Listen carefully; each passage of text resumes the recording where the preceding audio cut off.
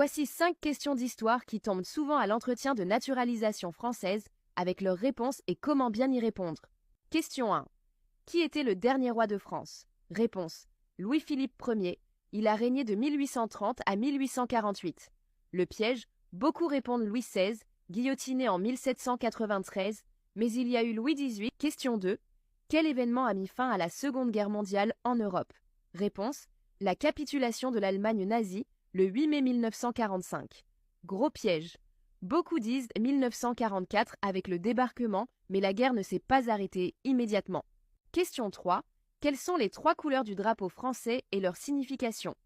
Réponse. Bleu, couleur de Paris, blanc, couleur de la monarchie, rouge, couleur de la Révolution.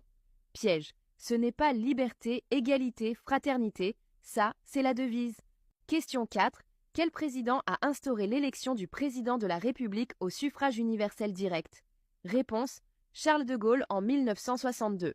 Avant ça, c'était un collège électoral qui élisait le président. Question 5. Citez 3 valeurs de la République française. Réponse. Liberté, égalité, fraternité. Facile à retenir. C'est écrit sur toutes les mairies. Si tu veux mettre toutes les chances de ton côté, entraîne-toi. Et si tu veux un accompagnement pour ton dossier, envoie-moi un message. Tu veux devenir français? T'es prêt à répondre aux vraies questions qu'on peut te poser à l'entretien de naturalisation? Voici les questions que même les Français n'ont pas toujours la bonne réponse. Qu'est-ce que le Conseil constitutionnel? Réponse. C'est l'organe qui vérifie si les lois sont conformes à la Constitution française. Question suivante. Quelle est la différence entre l'Assemblée nationale et le Sénat? L'Assemblée est élue au suffrage direct, le Sénat au suffrage indirect. Ensemble, ils forment le Parlement.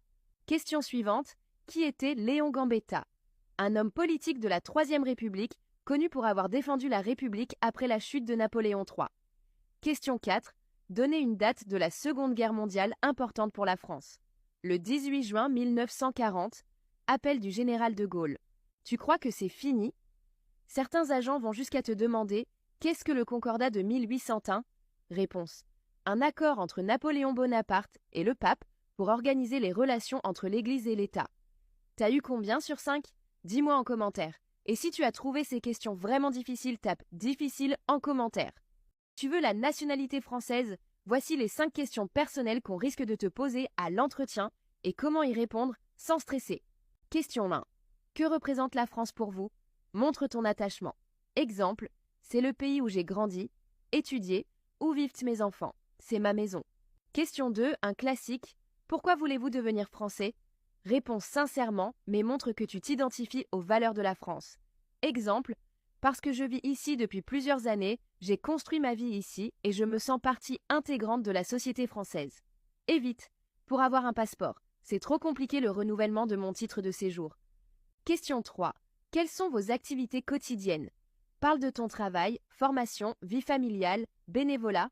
Exemple, je travaille en CDI et je fais du bénévolat le week-end. Question 4. Êtes-vous bien intégré?